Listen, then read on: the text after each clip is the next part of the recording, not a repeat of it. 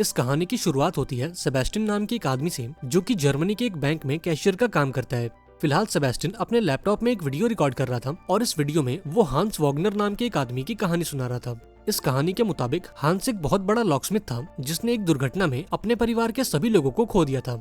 अब अपने परिवार की याद में उसने इस दुनिया के 4 सबसे अनोखे लॉकर्स का आविष्कार किया और इन लॉकर्स के नाम दिए the Rhine gold, the Valkyrie, the Siegfried और दी गॉटरडैम। हांस ने इन लॉकर्स को ऐसे डिजाइन किया था कि अगर कोई इन्हें जबरदस्ती खोलने की कोशिश करे तो इनके अंदर मौजूद सारा सामान जलकर खाक हो जाए। अब जब हांस का काम पूरा हो गया तो उसने खुद को हमेशा हमेशा के लिए अपने बनाए गॉटरडैम लॉकर के अंदर बंद कर लिया। अब लाख कोशिशों के बाद भी जब कोई भी इस लॉकर को खोल नहीं पाया तो इसे हांस की समाधि मानकर समंदर की गहराइयों में दफना दिया गया।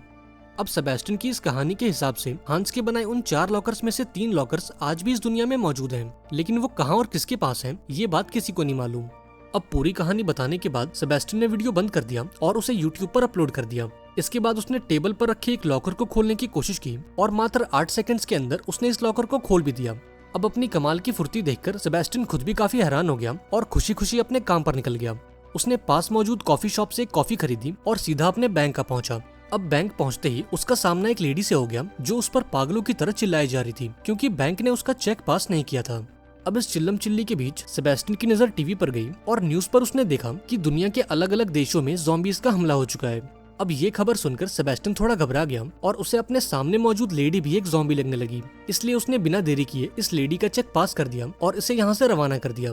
अब लंच के दौरान जब सेबेस्टियन ने अपना यूट्यूब चैनल खोला तो वो पूरी तरह से हैरान हो गया, क्योंकि आज पहली बार किसी ने उसकी वीडियो पर कमेंट किया था।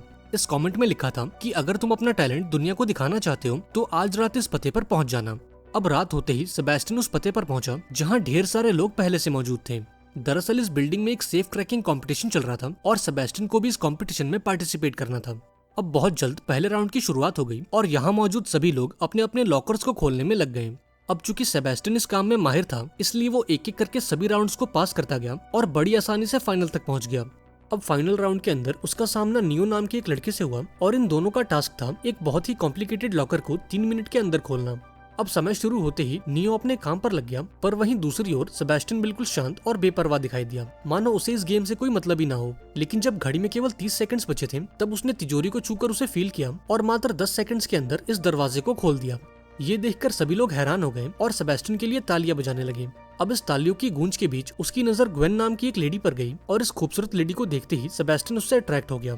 हालांकि वो इस बात से अनजान था कि ग्वेन उसकी जिंदगी को बदल कर रख देगी और समय के साथ साथ उसे ग्वेन के बारे में कई दिलचस्प बातें पता लगेंगी, जैसे कि वो सिर्फ 6 साल की थी जब उसने अपनी पहली घड़ी चुराई थी। 16 साल की उम्र में उसका दिल टूटा और उसने